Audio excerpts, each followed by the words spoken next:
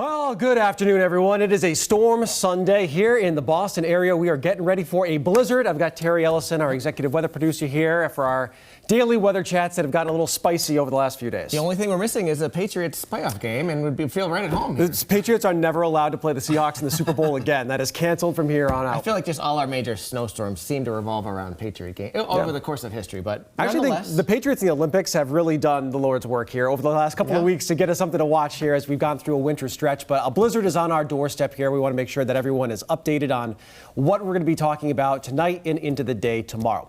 So a look at some of our headlines, and hello to all the people who are watching on Instagram as well. We're trying to be multi-platform here, and we're talking about blizzard conditions starting later on tonight. Now, some light snow will break out this evening, especially near the south coast, but the real deal conditions start to go downhill mostly after midnight tonight, and most towns will get 1 to 2 feet of snow, although some lighter amounts to the north and west. We'll talk about that in a moment.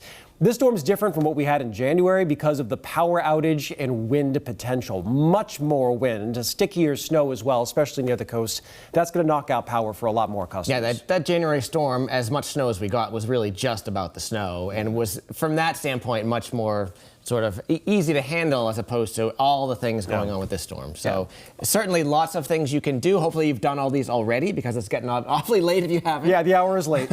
But here's your sort of your list of things out in the last couple hours here. You really should prepare as though you're going to lose power. I mean, it's much more likely, and we'll show this in a minute, in some areas than others. But it's not a bad idea just to be prepared anyhow with charge the cell phone, you know, have things ready to go, flashlights ready to go. Stuff like clearing snow from the vents, that's more of a sort of after issue than before. If you've got a generator, you might want to just go out and check it if you haven't already.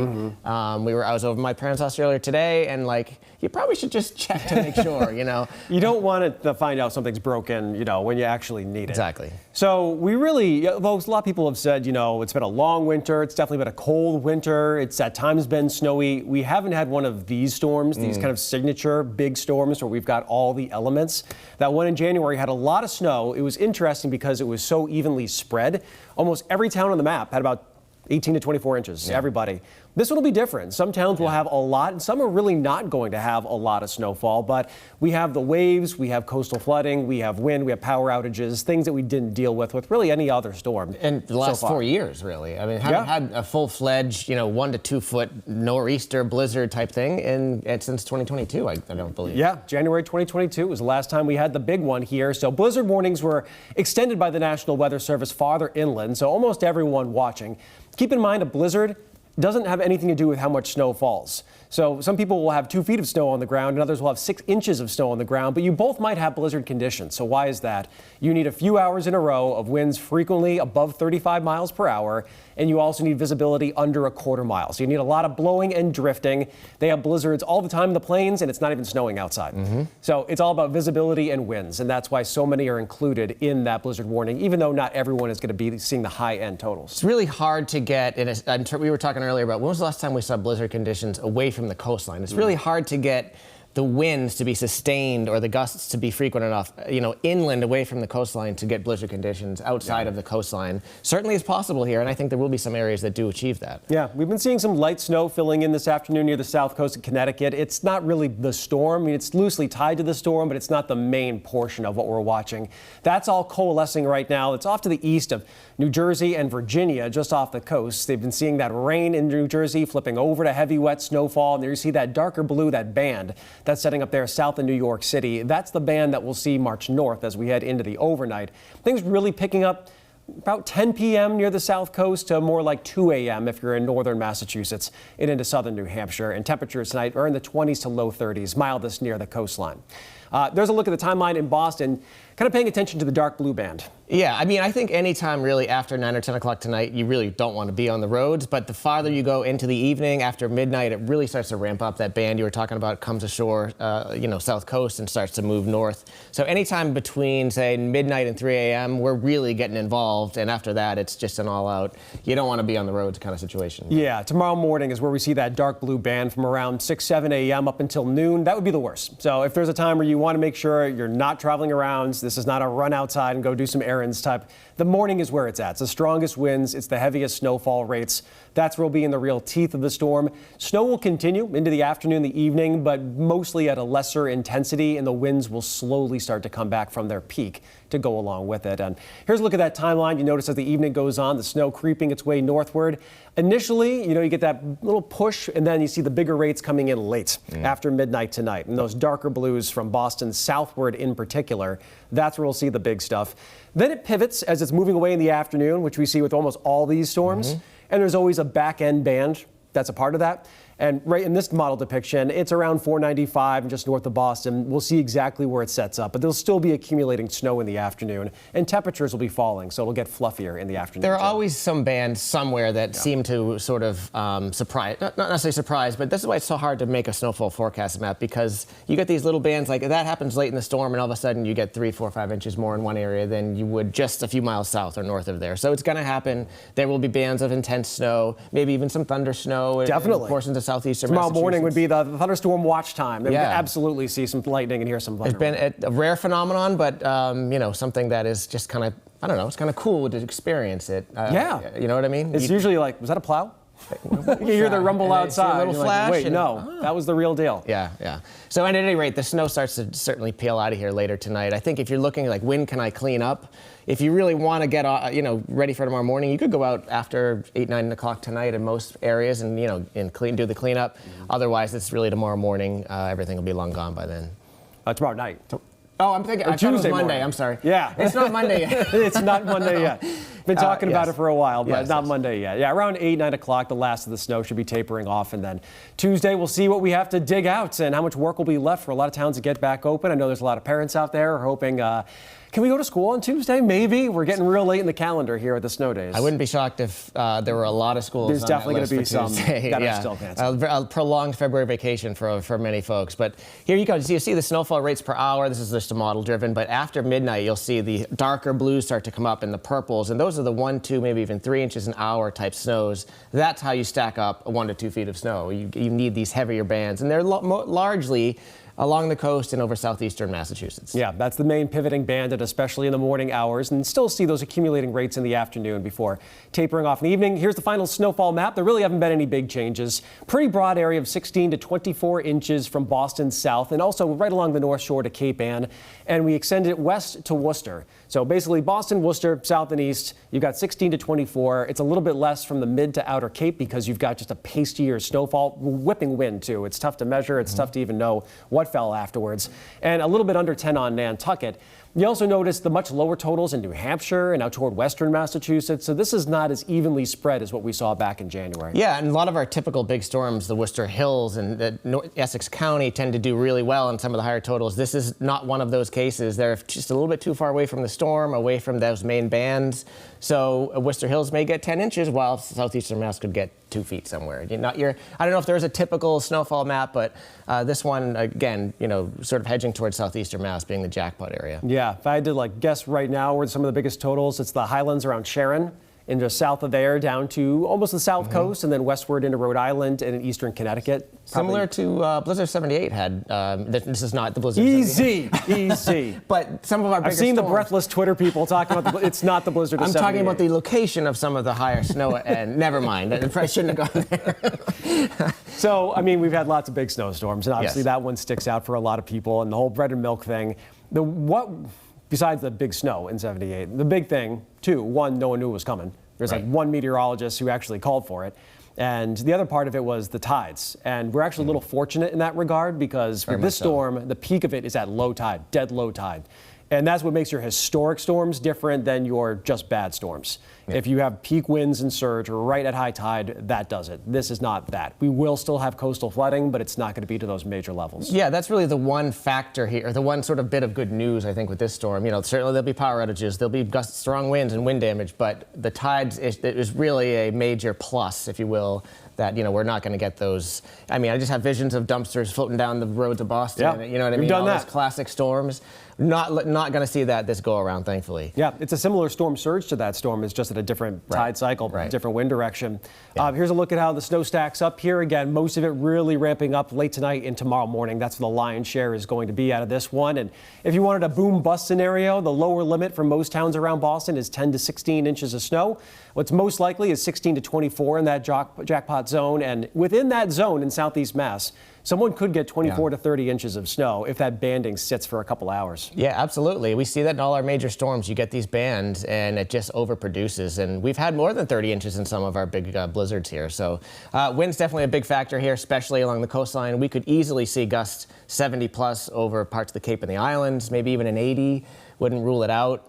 You put anything over 50 miles an hour with snowfall rates like we're having, and it's an easy blizzard. It's a whiteout. Yeah, it's an absolute whiteout. 40 to 55, certainly west of I-95, still very gusty, but certainly not as damaging and quite as brutal as what it is right along the coast. Plus, farther inland, less wet snow. It's not as heavy, not as sticky. Another good point. Yep. Near the coast and the Cape, you got a problem because if that snow's gripping on everything and you have these winds, then we're going to definitely have some outages and some tree damage to deal with this storm. Power outage risk is basically looks the same as the wind map. It's across the coastline in southeastern Massachusetts. That's where we would expect a pretty large number of power outages tomorrow, and then scattered outages farther inland, but less so because of that fluffier snow type. Right. Really, for your prime power outage stuff is heavy wet snow along with the wind, and that is basically exactly what's happening at the coast here. Coastal flooding definitely highest, south of Boston here, so, Plymouth County, Barnstable County, Nantucket. We're looking at that initial first tide, which is about 3 a.m. overnight tonight, as being sort of right off the bat. Coastal flooding hits us right away. A lot of times you have to wait for a successive high tide well into the storm. First high tide cycle right up tonight, wee hours of the morning, we're going to get hit pretty hard. Yeah, so low tide tomorrow is about 9:30 in the morning on the South Shore, which is right in the teeth of the worst of the storm. So that's great. It's right at dead low, and that will help us out a little bit. Then the afternoon tide is at about 3:40 in the afternoon. We're still going to have strong winds. We're also going to have all that water that's been pushed up to the shoreline, so you've got higher water levels. Winds going to be a little bit more northerly, so we expect some moderate coastal flooding and some big wave action. The most vulnerable spots with that are going to be the backside of Cape Ann, bayside of Cape Cod, and Nantucket Harbor. I think Nantucket Harbor could be pretty rough on Monday afternoon. Yeah. Thankfully, that Monday afternoon tide is astronomically a little lower than the prior tide, so that helps a little bit. And now we'll go through a couple of specific towns here. You'll see this is Boston, and then we'll flash on the forecasted tides after, and you can see Boston 12.5 feet is the flood stage, and we are forecast to be pretty close to that later on, early tomorrow morning, about 3 a.m. And then we don't quite get there the next couple tides, but we're still close. Situate, same deal. Definitely expect some flooding down there. The waves crashing over the seawall, probably again tomorrow afternoon as well, and then we start to taper down. Yeah, tomorrow night, overnight too, will also very late tomorrow night into early Tuesday morning. There'll be coastal flooding with that round as well. Not major, but there will be another round for sure. And here's Nantucket, and again, that harbor faces north. So when we have a strong north wind and a lot of extra water that's been pushed up, that's going to flood. So there's going to be a lot of water coming into the harbor there around Nantucket on tomorrow afternoon. So one of the classic things that happens during all these storms, coastal front setup, this is sort of the difference between getting that heavier wet snow and the lighter, fluffier snow, and it's basically always right around the I-95 corridor. So we're expecting, the fluffy stuff to be west of there and the heavier and wetter stuff to be east of there. That coastal front will collapse later in the storm, as it always does. Colder air pours in. The last couple inches are fluffier at the coast, but overall a wetter snow at the coast for the majority of the storm. All right, we're getting toward the end of this discussion here, but what a lot of people are vibing on this winter is 2015. Now, cold-wise, it's pretty much identical. The average temperature through this point in winter is pretty much exactly the same as 2014-15. That February was insanely cold. Overall, we're close, but the February numbers are not... We haven't had as many days under 40 or anything like that, but if you put the whole winter together, this is the coldest since then. Snowfall-wise, we're kind of just sitting at average for snowfall through now. Now, we won't be after tomorrow, but up to this point, Boston's had 43 inches of snow. This time in 2015, we had 100 inches of snow. So about 2.5 times more snowfall than we've had this winter. And it was, again, colder in February, so it wasn't even melting as much as we've seen now. It's hard to imagine. The streets of Boston have been such a mess over the last several weeks, starting to get better now finally. But it's hard to imagine if we had 60 more inches of snow right now. I mean, we were here, so we certainly remember. I remember. It's a lot of work. It really is. I mean, I remember the snow farms right across the street from BZ here. We had giant snow farms. They're just trucking snow in. So hopefully we don't have another follow-up storm to this one. There doesn't appear to be. It doesn't appear, right? But that would really. I mean, I think this is going to put us back near the edge of insanity. Yes. Yep. Hopefully after here it's a slow meltdown. But that 2014-15. If you were here, you'll never forget it. And again, hopefully we're not going to get anywhere near the 100-inch plus mark. We could. I mean, we would be in range. Remember the big storm that we just missed 2 weeks ago? Yeah. I've been thinking about that one a lot. If we had been hit by that storm, we would be talking about a complete repeat of that year. There were a couple of storms this winter that just missed to the south, and we could have very easily been right where we were back then. I believe we do have a chance at getting our second top 10 storm in Boston's history. There's a chance, yes. So you get in the top 10, you got to get over 21 inches of snow. So we had one earlier this year. It's close. It is The close. banding might be just south of Boston. I'm going to put you on the spot. What is Boston's final snow total from this? I have to pick the inch? You have to, yes. Will it be top 10? 17.5. I like that. I think it's just south for the bigger stuff. But again, like you said, 10, 20 miles south of here could be 24. Could be 28. 28, yeah. We're not far away from getting one of these spots. All right. Here's the rub. I'm also talking to you on Instagram. The rub is that when you get a storm like this, you get intense banding. So banding happens when here's a little radar, you got your bright colors there, and you've got heavy snowfall, 3-4 inches an hour. And it's really impressive because it's such a powerful storm. But when air rises like that so rapidly, it has to sink somewhere else.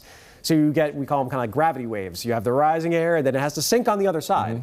Which means wherever this band sets up tomorrow morning, on the other side, there's going to be a zone of lower totals, and snow's not going to be as impressive because that air has to come down somewhere. Yeah, subsidence is what we call it. Subsidence is the name for it, and we're going to see if that ends up over Boston or Metro West or a little bit farther north and west of that. Yeah, typically we always end up, it seems to be farther north and west with a lot of our typical storms, but there is some, I don't know if I'll call it concern, but that our snowfall maps could be slightly overdone if this subsidence occurs close to Boston. And, maybe we get a zone that's, the banding is hard to predict in these storms, but it's like a gravity wave. It can be up and down over the course of 50 miles or so of real estate. So I think the takeaway is, and everyone will be ticked off in some way. Like someone will say, I have more than expected, and someone will say, I have less than expected, and then we'll all move on and do the next thing. Or just ticked off that it happened at all, and we're facing, more snow, and it's almost March. But, all right, so we'll leave you with this, 7-day. So back in January, it was about, 15 degrees the next day behind the storm, and everything was an iceberg. It's now almost March, so we do have some melting ahead. We also have some snow chances ahead. Tuesday will still be very chilly, but the sun comes back out. Our highs are just around freezing. Wednesday, we'll have some scattered snow moving through. It looks like a coating to a couple of inches possible. Roads are probably going to be manageable because the high's 37 on Wednesday. Thursday, we're well into the 30s. Thursday night, there's another system, so this is kind of the make or break in this pattern. Some guidance is more wintry mix, icy, some snow. Others are warmer and bringing some rainfall. And then the weekend behind it is in the 40s on Saturday and Sunday. We haven't had a weekend with both days in the 40s in a while. That's all I can see right now. I don't even see, for some reason my eyes are drawn to the 46s next weekend. So we really need to get through Thursday night. If that's not a big mess for us, then we're going to see a good orderly start of the meltdown. The sun's higher. We've got way more daylight than we did more than a month ago. So it'll help us clean up a little bit. It's not going to be as durable as what we've seen. I knew Mr. Optimism would come out at the end of this. I love it. I try. and no, 2 weeks from today, we're turning the clocks ahead. 2 weeks from 2 today? weeks. 2 weeks from now, it'll be bright at 7 o'clock in the evening. So more time to shovel. Yeah, just got to get through this 1 to 2 foot snowstorm and we'll be fine. There you go. All right, we will keep you updated throughout. You can always get the latest here on CBS News Boston. We'll be updating our YouTube page, Instagram, of course, on air. We're on air a lot. We have our newscast at 6:30 and again at 11, and we'll be on probably most, if not all of the day tomorrow. So if you need information, we're here for you. Stay safe.